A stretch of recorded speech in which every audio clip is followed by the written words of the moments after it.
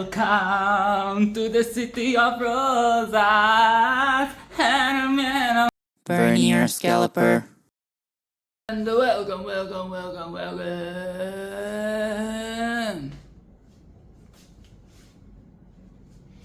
Yes. Yes. The toxic relationship continues.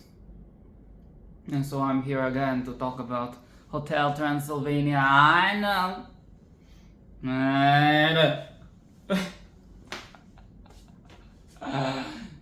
Guess I'm down bad for Hotel Transylvania. I'm down bad crying at the gym.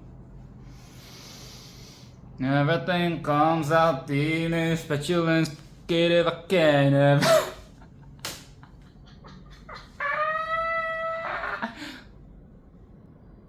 Yes. And what are you going to do about it? Huh? What are you going to do? What are you going to do about it, bitch? Huh? Arrest me? Are you going to arrest me?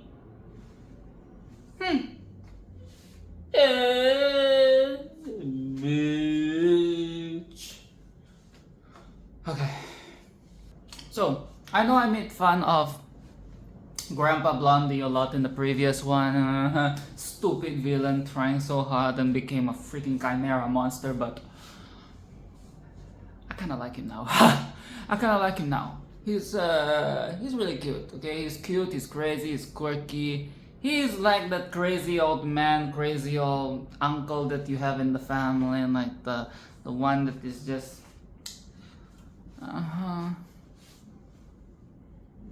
like he's always with his little gadgets and his little machine. Like he's always alone in the corner with his little gadgets and gizmos aplenty, you know what I'm saying? Like he's just always doing his little like things. You know, classic crazy old man, the crazy old stories. Back in my day.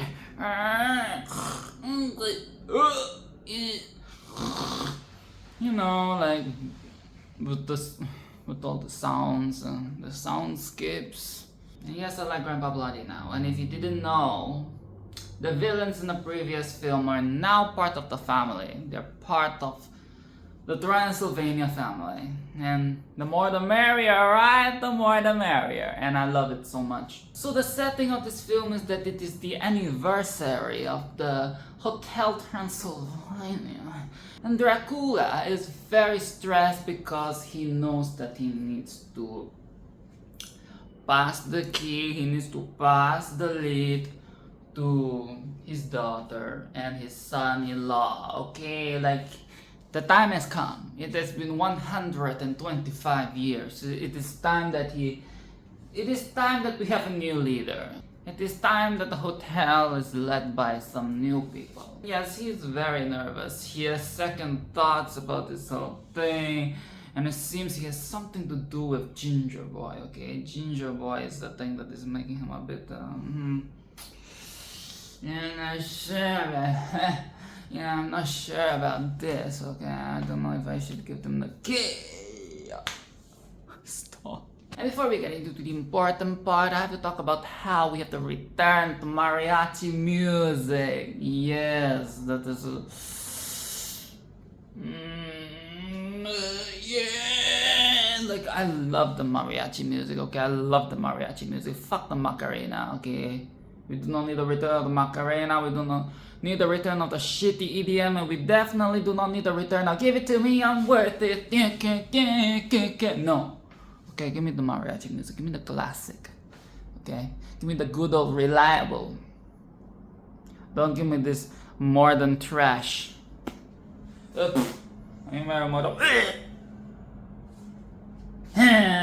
When the time comes for Dracula to hand over the key, he panics. Okay, he panics and he fucks up. He says, oh, actually the big announcement is that we're going to build new toilets. Clap. You clap. Clap. And of course, everybody is just disappointed. Like, what the fuck? We called everybody down here to tell us that you're just gonna build a bunch of new toilets. Are you crazy? And of course, Mavis is very disappointed. Mavis is very disappointed, and Gingerboy thinks that this is his fault because he thinks that Dracula is refusing to hand them the key because he's a human. And Gingerboy is blaming himself. So Dracula being the Pusani, he is running off. And Mavis and Blondie, not Grandpa Blondie, but Blondie as in wifey. Okay, Dracula's wifey, his new lover. They're looking for him. And meanwhile, while they do that, Gingerboy, in all his guilt and shame and, he goes off to look for Grandpa Blondie. And he finds out that Grandpa Blondie is able to turn humans into monsters and monsters into humans. And he says, can you turn me into a monster? I want to be a monster so that Dracula can finally accept me and hand me the key. And Grandpa, back in my day, he does exactly that, okay? He uses his crystal, or should I say, he uses his jam. He uses his jam to fire a laser beam at Gingerboy, turning him into a fucking fugly monster. A dragon. I empathize with Gingerboy a lot, okay? It must be very hard to be the one human, the other in this community of monsters, and that eternal feeling of wanting to be accepted into this family, and always having this doubt, this self-doubt in your heart that will they ever love me unconditionally? Will they ever love me 100%? It is a very real. I know it is not meant to be this deep and profound, but I think you can apply this to a lot of relationships, especially relationships that are interracial. Interracial relationships. I bet that there's always that type of, am I going to belong in this new family? Is their family going to accept me for everything that I am? But anyways, I empathize with him, but I am not so sure about the decision to become a monster. Okay, I think that is a bit rash. Okay, I think that is a bit rash, that is a bit naive. Okay, it's a bit stupid. Okay, and I know I have voiced my conflicted feelings with Gingerboy across the 3 films before the current one that I'm talking about. But not going to lie. Just like the series itself, I have grown. My feelings have grown deeper and deeper and deeper, and I feel attached to these people, okay? I'm being very honest, I feel very attached to these characters, even though the films might be kind of mid to trash. Like they're trash, mid, like they've never been that good, but I would be lying if I said I didn't give a fuck about these characters, okay? I'm invested. I like this family. But, no. And why the fucking fugly dinosaur monster? It's, we could, of all the times that we can have a furry, I think this would be a very good time to have a furry character. I want him to be cute. Why did you choose this ugly I mean, it's not exactly his choice, but I wonder what Mavis is going to think about this. Is Mavis going to... This is why I feel like I'm incapable of unconditional love, okay? I'm incapable of unconditional love. My love can be unconditional, but there is a degree, okay? There is a degree to unconditional love. Do you think that's an interesting topic to talk about? Like, is there really such thing as unconditional love? Like, how far does your unconditional love go before it becomes conditional again? Interesting topic, I think, but not for today. Yes, ultimately, we shouldn't victim blame, okay? We shouldn't victim blame Gingerboy, okay? We should blame the system, we should blame the custom, we should blame the tradition of this family, this monster world that he has walked into. But okay, but yes, you get it. Let's not victim blame. So shit hits the fan when Dracula becomes human. Okay, this is when things start to fall apart. And the other monsters, okay, you know, the side characters, his friends, the mummy and they try to distract Mavis while her dad is trying to hide himself, okay? And I know this film was made in 2020 or something like that and released in 2022. Not the mommy making daddy will do a TikTok dance. The TikTok.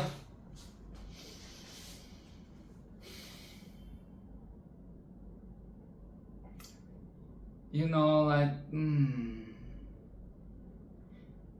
I know I should hate it, but when I see Mr. Wolf doing the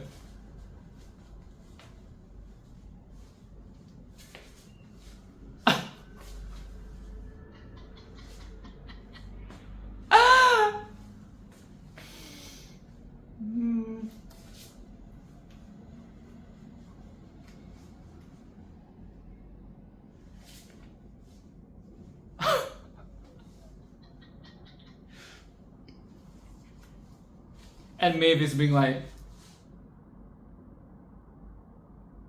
okay, I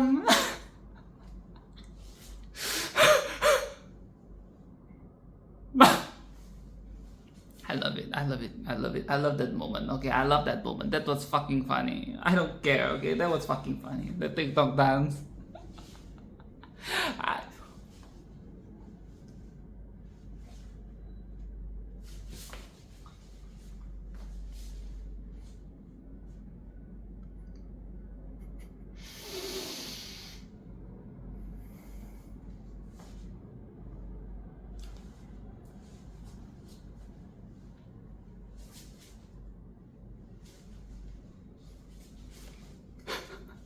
That is exactly how all those stupid TikTok dances look like back in 2020, okay? This look like a bunch of stupid moves that... You remember that one? I hate it so much!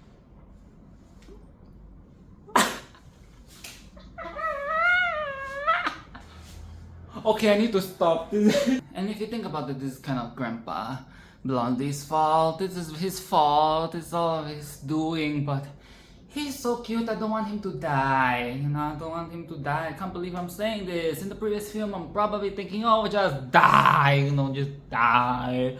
Why are you still alive? This is not the way to live. Like, why you want to be Mother 3? Huh, Mr. Chimera? But now I want him to survive. I want him to live.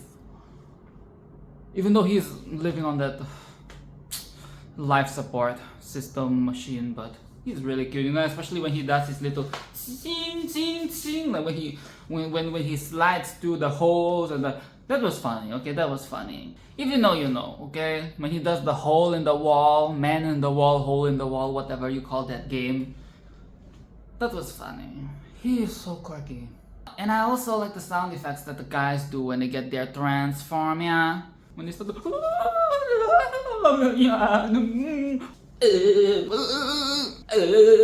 I love those sound effects. I feel like they added a few years to my life. And that whole segment when the guys have their wives find out what they have done to themselves. That was really good as well, you know.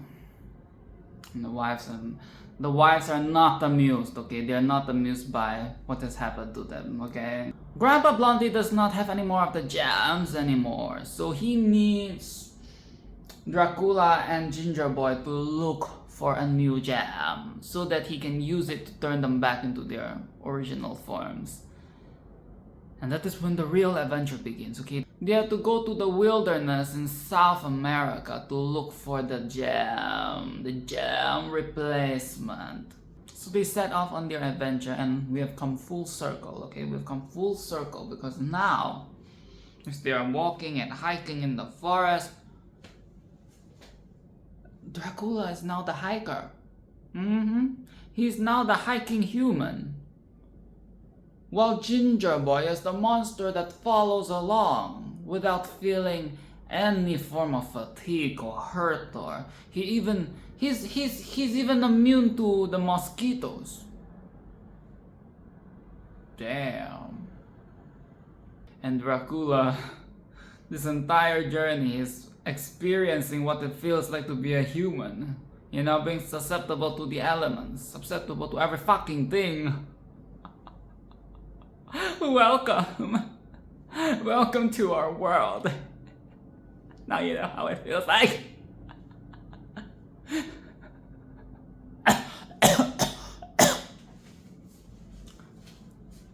This film was released in 2022. The very first film was released in 2012. And that is a decade. So if you were a kid and you were watching Hotel Transylvania when the first one came out, you would be in your 20s now. You would be a young adult now. That is crazy. That is absolutely crazy. And the question I have is that if you are that kid, do you still like the film franchise? Do you still like those films now? Because like the friend that I mentioned before, she thinks that the films are very kiddie. So, now that's just what I'm wondering.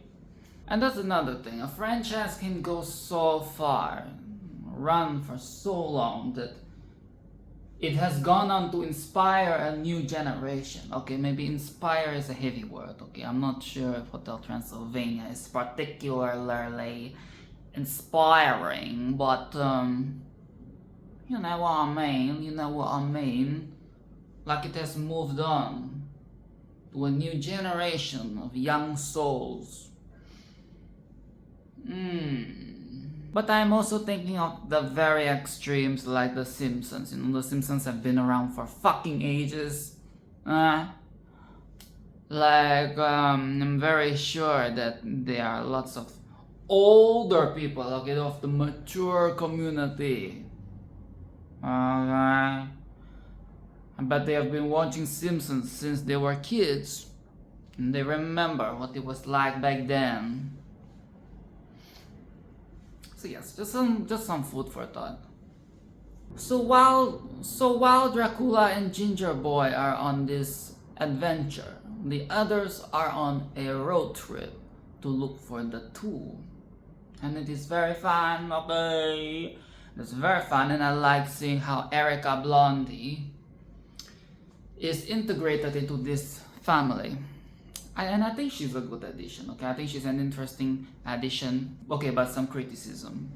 We get a lot of scenes of Dracula and Gingerboy growing out and bonding as a new human and new monster. You know, adding depth to their relationship. We've already seen the two of them grow out in the previous films. But now we get a new dynamic because now they have swapped their roles. Okay? And the scenes are cute. Okay, the scenes are cute. It's very forest adventure, forest camp, forest experience, whatever. But it's not very entertaining. I have to be honest. It's not very entertaining. Doesn't really drive the plot. It just feels like filler all over again. It's giving me war flashbacks of the very first film where I feel like I want to myself. Because of all the filler. And there's nothing wrong with filler, but it seems as if every time they pop up it is just filler and filler and filler. Like, give me something of value. Give me something of substance, okay, something new. Yeah. It's very boring. I feel bored.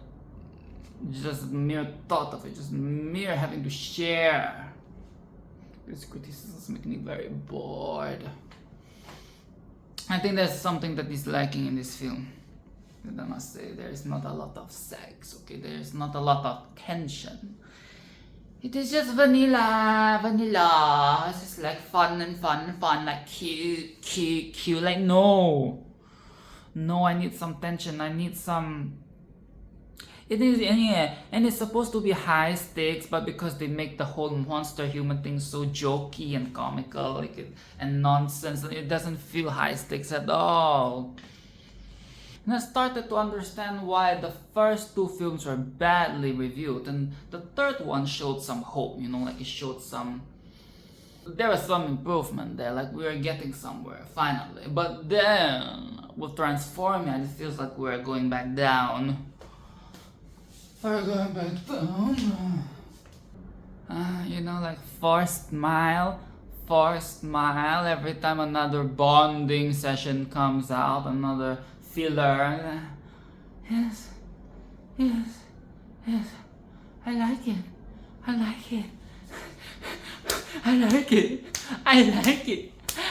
it. Okay, fast forward. Dracula's lie gets exposed again. Okay? Dracula's lies are now out in the open. He is hurting everybody once more. Gingerboy is hurt. Mavis is hurt. Everybody else is disappointed. Like, okay, Dracula. I feel like this has been the issue with all the films. Every film till the one we are talking about now. You have a problem with lying, okay? And I've made my stance on lying. Sometimes you just have to lie. Sometimes you just have to do whatever it takes.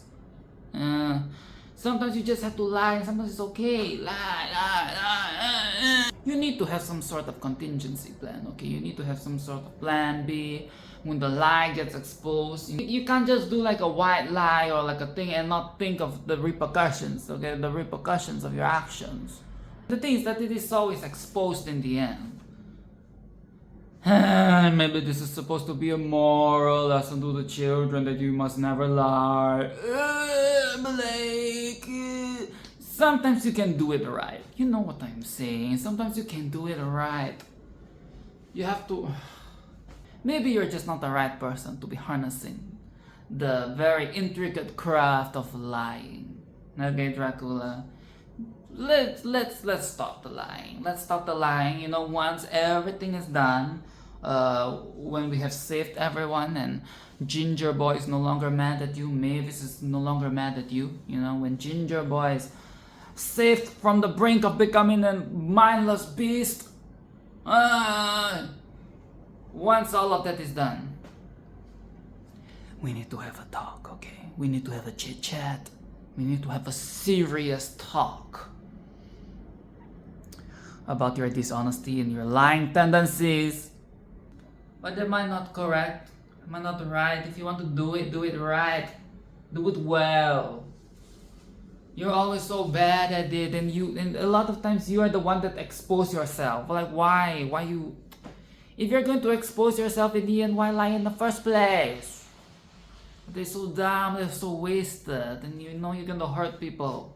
How many times must you do this before you learn? You want to lose your whole family? You want somebody else to die again? You want Ericka Blondie to die for you to...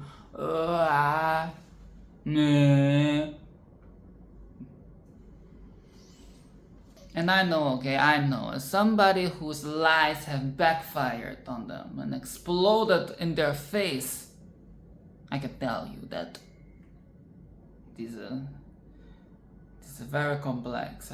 It's not fun. It's very dangerous. So Gingerboy goes beast mode, and they have to turn him back before he goes beast mode forever. So when they're in the crystal cave, it is a very cool sequence when everybody is working together to try to shield Mavis from the light. Because remember, she's a vampire, so she cannot be touching the light like that, okay? She can touch her man, but she cannot touch the light. So they work together, they shield her, and she gets the jam, and she fires it at her love, and her love is now back to human. And everything is great, and everything is fine all again. Okay, but here comes the criticism. The whole marshmallow philosophy is very cheesy, okay? It's very cheesy, it's corny. It's like I get what they're trying to do, like okay, so you barbecue a marshmallow over the fire and you only see the black outside, but you have to open it up and see the gooey inside to get the good. Like, okay, like, I get it. Okay, I get it. It is simple for the children's minds to understand. Okay, it's a very diluted type of moral of the day, moral of the story type of thing, but it is just very for the sake of having it. Because in the previous films, we always get some form of powerful message or a powerful line towards the end of the film. So I guess they had to do one for this one as well. And for this film, it appears we get this marshmallow philosophy.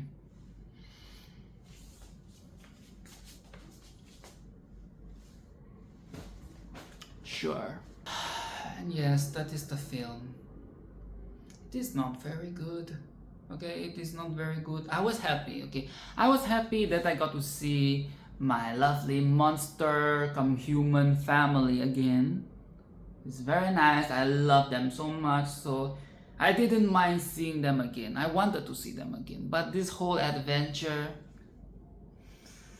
this whole adventure that was just no, it is not it. I like the 60s cartoon montage at the credits. That was very cute. That was very cute. But yeah. So that was Hotel Transylvania. You have been with me for the entire ride, I hope. There's been 4 films. Jesus fucking Christ. 4 films.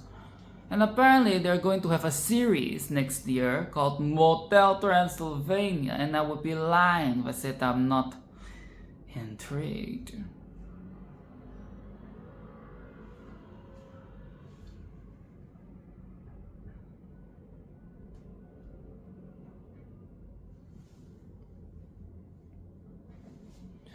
But yes, thank you for watching. I hope you stick around for the next video. Like, subscribe,